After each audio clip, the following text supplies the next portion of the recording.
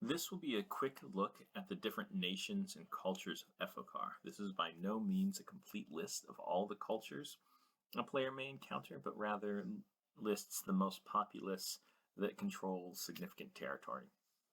Many of the names here are being said out loud by me for the first time, so bear with me as I stumble and their pronunciation is inconsistent. Gecko is a group of islands officially governed by an emperor through the shogun. But as the shogunate's power has waned recently, real power rests in the regional lords, populated mostly by, and I apologize, I always get this one wrong, Hengeyoki, but also has a notable Kalishtar population that is often looked down on by the majority for its being locked in a single form. Hyendu is a small human kingdom protected by mountains and ingenuity. They tend to be fairly technologically sophisticated.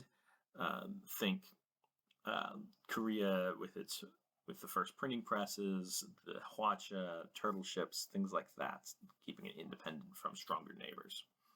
The Maelstrom is the site of a meteor impact that nearly destroyed all life approximately 3,000 years ago, and was only contained by great magics. The outer edges of the crater form a mountain range and islands that contain a continuous storm.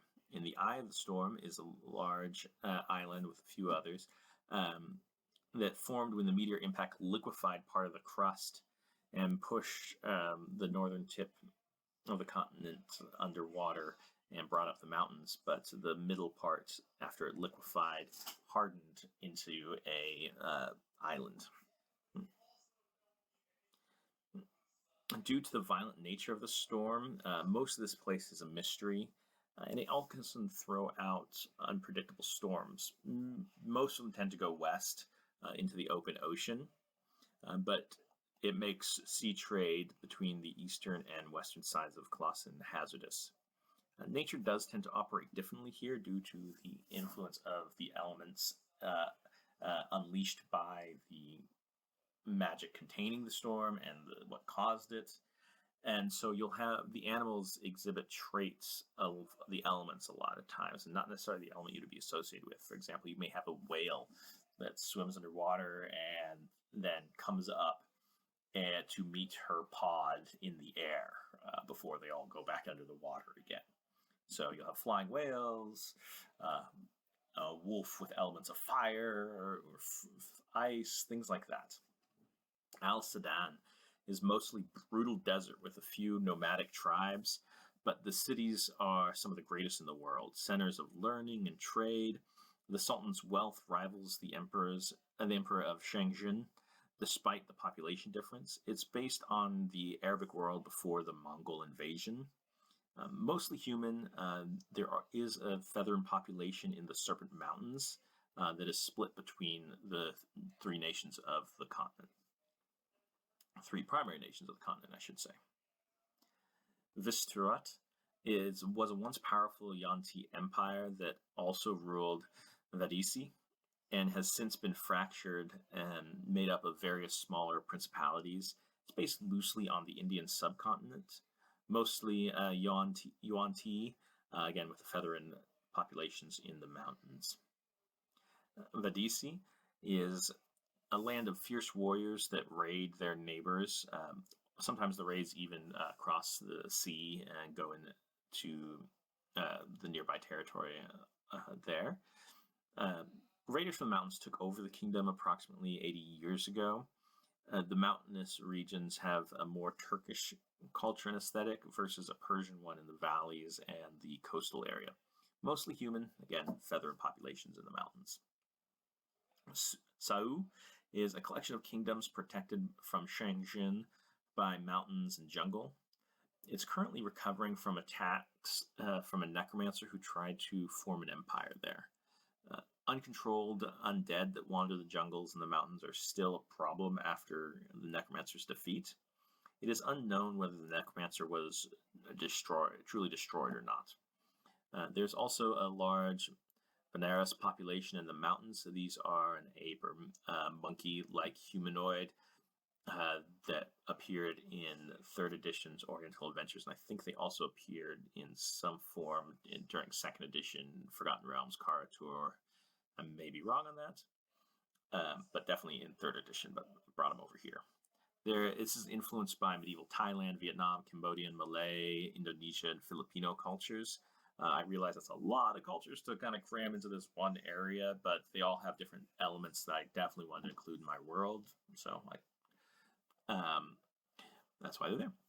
Shenzhen is the most populous and probably most powerful empire. Fortunately for the rest, at this point they are largely inward-looking. They're mainly human. It tends to be a cross between Ming and Yuan China.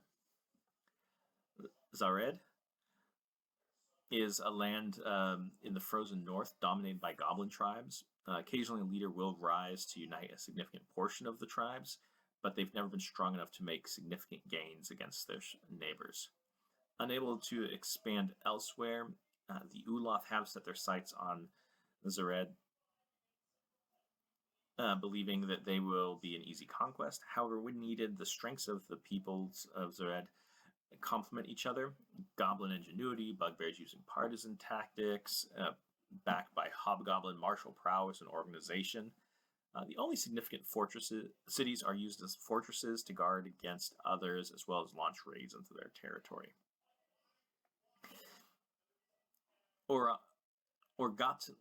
Gosan is peopled by the Oghai, fierce nomadic warriors, once only human, but as they expanded, they grew to include many different people who all now consider themselves Oghai.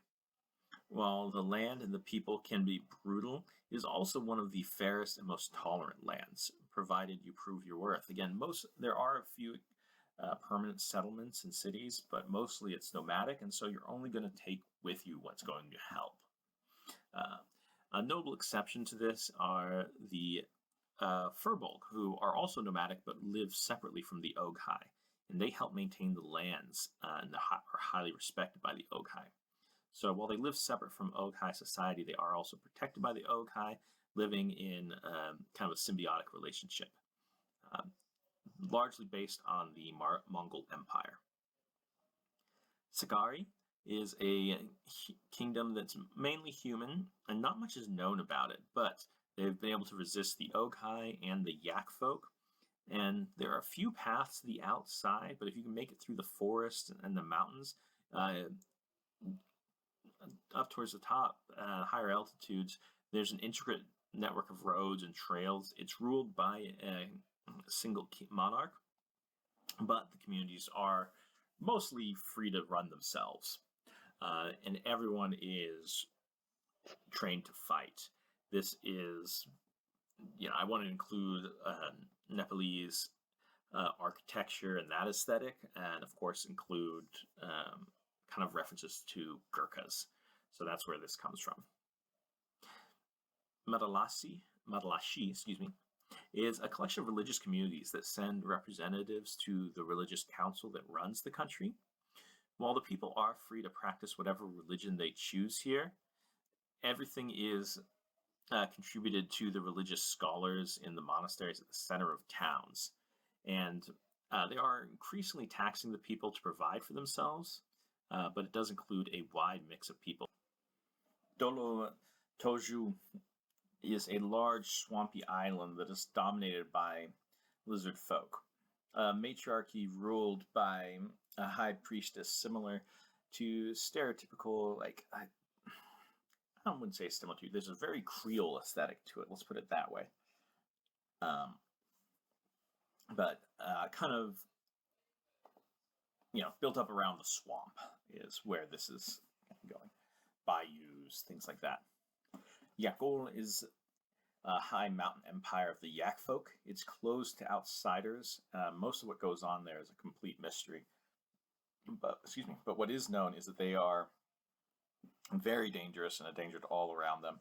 They're prolific slavers and powerful magic practitioners. Minotaurs are fairly common here, and well respected for their martial prowess despite their lack of magical proficiency. That's not to say there are no magical minotaurs, of course. Everyone else is considered lesser. So you basically have on top, you've got the yak folk. Literally, they tend to live at higher populations. Then you have the minotaurs, again, literally below them as well as metaphorically, who are well respected but not the ruling class, and they live in the valleys for the most part. And then generally everyone else is mostly you would encounter as a slave or some sort of servant. Very rarely do you have anything else. Ioldu, mammoth monolith rising out of the sea, largely just seems to be one solid piece of stone, with no plant life besides the occasional shrub or weed. Across the surface are deformed and discarded experiments. And where those are discarded from is underneath is home to the illithids, served mainly by Gith, who never successfully broke away on Efoqar. There's also a population of Vedalken that work for the illithids, but are not slaves, as well as their Simic hybrids, and then of course other slave populations as well. Al-Shahara is a maritime culture reminiscent of North Africa. Much of the population is descended from escaped slaves, especially slaves of the yak folk. They are known for taming large beasts that inhabit their waters, large crabs that have small ships strapped to their back or boats that serve as amphibious battle platforms. They've even fortified some Zaratans. These are large turtles. Not large, they are gigantic, enormous, huge turtles that were more common in 2nd edition. Using kind of this attitude of we'll use whatever we can to keep our independence is how they've maintained that independence from the local slaving cultures of Hyoldu and Yakul. The crabs platforms are actually based on some minis that I found on my mini factory, and I cannot remember the sculptor of them who made them, but they're awesome. You should check them out if you can. Ulath is a large feudal kingdom made up mainly of orcs and half-orcs that have banded together to resist the hordes of Oghai. While that threat has retreated recently, or become less prevalent, it's probably a better way to say that, the kingdom has remained united, even without that immediate threat, and but it also has maintained a strong clan and or tribal relations that are within it that remain important, based very much off of the Russian aesthetic of the time. Paracol is a high landlocked plateau nestled in a ring of mountains. It's a great place to come and hide, but the unprepared very rarely return. Kind of a tagline in the area, when you're describing Paracol to a traveler, would be a land of dark magic, of dark legends, dark creatures, and even darker magics. Something like that, It's very much of a Ravenloft feel, vampires, lycanthropes, etc. Baba Yaga, and most that come here do not return, as I said. It's a very dangerous place for someone who's not ready to face what they would, both mentally and physically. There's a Balkan and Eastern European aesthetic here. There are also many shifters, and the mountains seem to be home of the Kenku in Efoqar. The mountains also contain many feral lycanthropes. There are other lycanthropes that are just part of the society, but in the feral ones do tend to roam and also, keep the reputation, which helps protect it. Costa Rakosia is generally just called Rakosia, is a region dominated by halflings divided into many principalities. Trade and cunning are keys to power here. Very much the more powerful families are the wealthiest families, generally, not the most martially proficient or anything like that. A lot of Greek and Italian influences here, particularly early Renaissance, but you also have other Mediterranean cultures. This is one of the areas that, while it's dominated by the halflings and they do make up the majority of the population, it's one of the places that also is more diverse, where the populations do maybe not mix within the cities, but there are different communities, and that's just because of the trade. Tresor is a mountainous country has several different groups, mostly human, but it's ruled over by a relatively small group of Aasimar. Broke away from Pericles after the Aasimar arrived. As part of the peace agreement, it remains neutral, but it has a somewhat cold war with Pericles. But a lot of it is almost like, oh, we're against them. But they seem to have settled into a fairly amicable detente at this point. And there's very much of a Swiss influence here to the real world. This territory, as I said, was formerly part of Pericles, and it was run by Vane, a Skull Lord, before the rebellion. No one is sure what happened to Vane. So there is somewhat of a, while the kind of in the back of the mind is Vane is a boogeyman that you tell your children about. Kenya is predominantly a human kingdom. There are many shifters near the border of Pericles. They hide or keep a low profile for fear of persecution. It's flat, fertile ground that produces large amounts of food, but has a very crossroads of empire's history that has led to multiple conquests, and also led to many cultures fusing here. Central European vibe. Most of it is rural, as I said, a lot of farmland. But the capital is very cosmopolitan, kind of like Vienna. Tallinn is a collection of German cities. Sorry, they're gnomish city-states based on the German city-states. Got that backwards there for a moment. That have been fought over by the dwarves and the elves, but were eventually granted independence.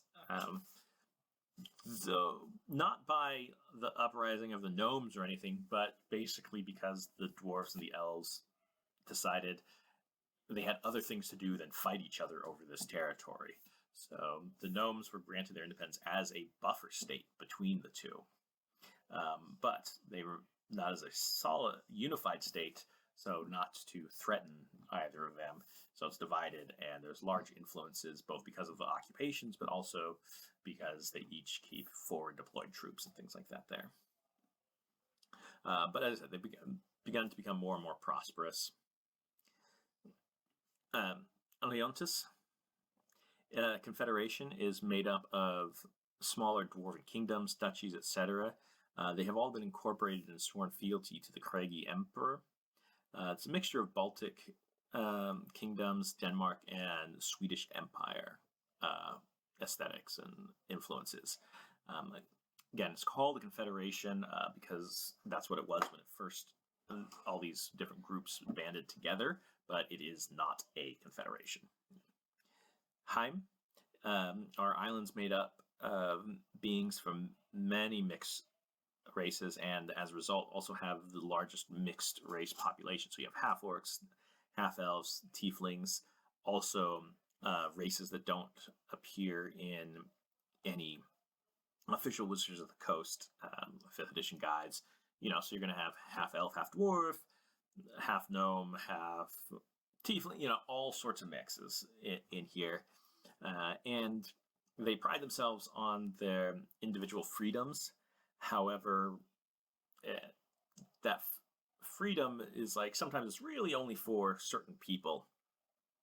And this is evidenced by the fact that the dominant country here has expanded through these islands by conquest and marriage, and not necessarily in agreement with the population. And you do have those regional tensions there. It's very much based on the British Isles, and you do also have some of the kind of like the Netherlands thrown in there as well.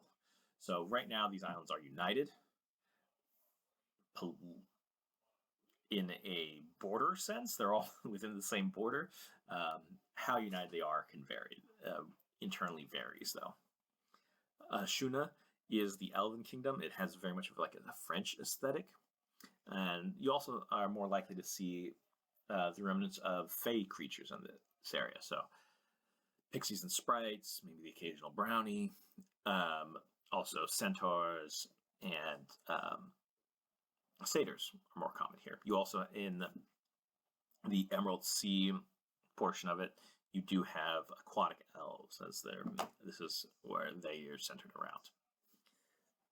Terra de los Justos, as human dominated. There are some others. They tend to be a little bit more repressed in this area. It's very religious. It's fiercely opposed to the freedoms promoted by Heim, even if they aren't practicing Heim, and the knowledge of Ashuna. This is very much of a feel of like if the Spanish Inquisition ran completely amok and was gaining more and more influence. It has been unsuccessful in its bid to expand on its own continents, though it hasn't totally given that up. It has also started looking overseas for colonies and has set up a couple colonies overseas, some more prosperous than others, but all kind of have their reasons. It also once ruled over Kenya through marriage, very much in the way that the Habsburg family ruled the Holy Roman Empire, Austria, the Netherlands, and Spain. They're all Habsburgs in some sense. It kind of has that feel. So still very much tied to Kenya, but as of right now, they are separate. If we go off the coast, we go to the reef. This is a series of atolls and islands that are the last refuge of the Tritons. There are some other Tritons around in the seas, but this is really where they've mostly been driven to, as most of the seas has been taken over by the Shahugan. On the islands themselves are mostly turtles. The Steamlands is a wasteland of constant warfare. This is the last remains of the height of human power before the cataclysm. The people here tried to save their way of life, but with the environmental impacts and everything else that was going on in the wake of the cataclysm, there was just a severe lack of resources, and they ended up falling inward on themselves. To try and keep fighting for what was theirs, they made more and more mechanical servants to do it for them. Eventually, the humans in this area died out, but their creations would keep on going. Very much kind of stereotypical sci-fi feel, like they were wiped out by their own creations, and the creations kept on fighting. One city's creations didn't kill themselves, but they just kind of one city killed the other's creators, and kept on going back and forth. So, but through a flaw in we'll call it programming here, these mechanical servants were programmed to fight the others and not specifically to destroy them. And so with the creators gone, they're still fighting. But you also have almost, I guess the best way to describe it is like Valhalla. They just fight almost during the day, and then, at night they kind of repair themselves instead of feasting, I guess. But so it's just constant warfare, and then you take the parts and you rebuild your soldiers and your warriors and your battle machines. So as a result of these vicious things, you also have kind of this weird sharing of resources, where the goal seems to mostly be to keep the fight going, because that was the program purpose.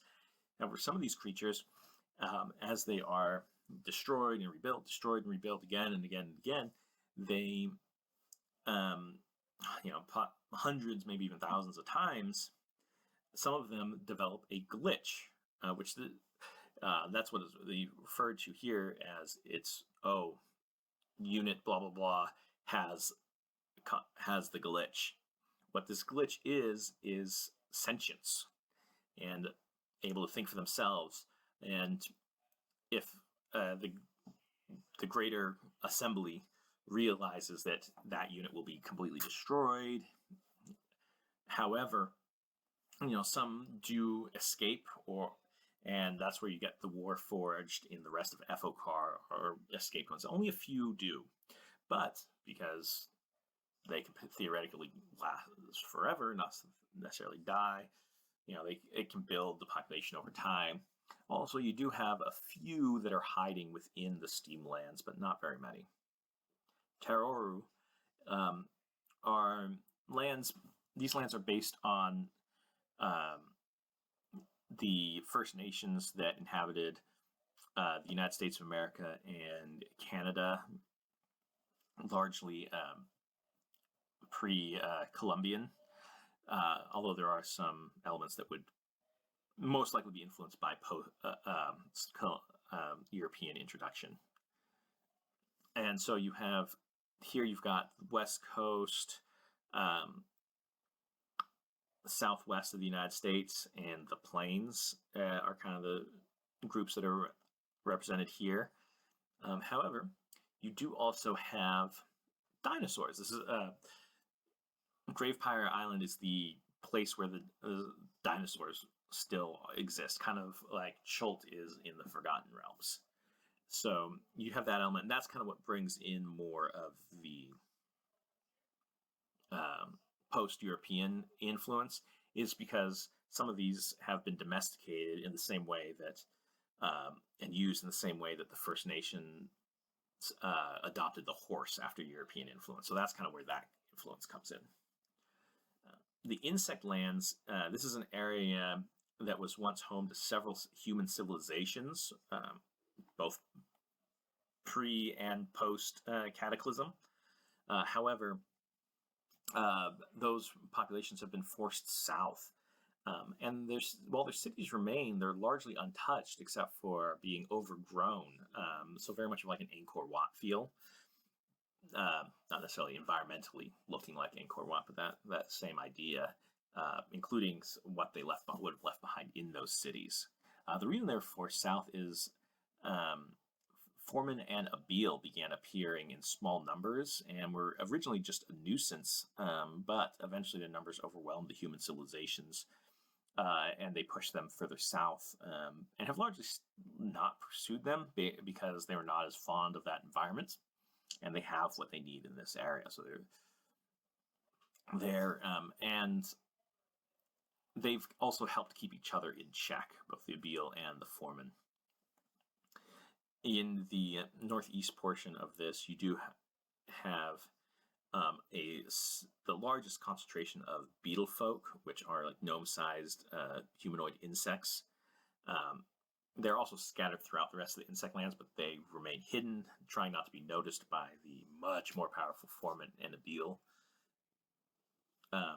But up here, you have a relatively large concentration hiding. However, recently, they've been usurped by Terra de los Justos Conquistadors, who originally came in as like, look how great we are and how we're going to save you. And basically haven't done any of the saving, but have certainly taken advantage of them. The southeast is largely devoid of any sentient life. You have, of course, the occasional, but nothing to speak of. But large beasts roam there. It's very cold and unforgiving. Damas is a human kingdom made up of refugees from the rest of the continent. It's a combination of various Mesoamerican civilizations: Aztec, Mayan, Tenochtitlan, Olmec, Incan. I'm not sure if Incan are technically Mesoamerican. I think they are. Correct me if I'm wrong. That have been pushed to this area by the Abil and Foreman, but have all kind of banded together and formed a new culture out of the remains of those other cultures. The Rookery is a small group of islands, very rocky islands, and is home to the largest population of Aarakocra on Efoqar. Little is known about them or their customs, but it is known that they fiercely guard their territory. And in the era where people are not as concerned about what comes from above because of the lack of dragons and other things like that. They are quite effective at it. Kohold is an island of kobolds. There's a central authority. It is made up of many tribes, and this is based off of the Iroquois Confederation. To most outsiders, they appear primitive and are often dismissed, but the kobolds have just developed a lot of things very much outside of what the technological path that others have been developing. So their technology doesn't look, and their methods and magics don't look like what you would find anywhere else on Efoqar, but it doesn't mean they're less advanced. However, most of this is all underground, so what's up top is very limited, and this is because it's different and limited. What you see on top is where you get the idea that they're primitive, but it's not true. But also this perception, and mainly being underground, has let them survive against like yak folk and illithid raiders and slavers. The frontier lands, there's no dominant culture or species here. There are many strange, like monstrous creatures. And because of this, this area is a favored target for slavers from Haildu and Yakul, because there's no unified force to oppose them. And also, it's kind of like, if you also bring back the animals, the illithids like the strange things to experiment on. The yak folk like beasts of burden, whether sentient or not. And on the northeast coast, you do have Terros de los Justos colony. This has been the more prosperous colony of the others, but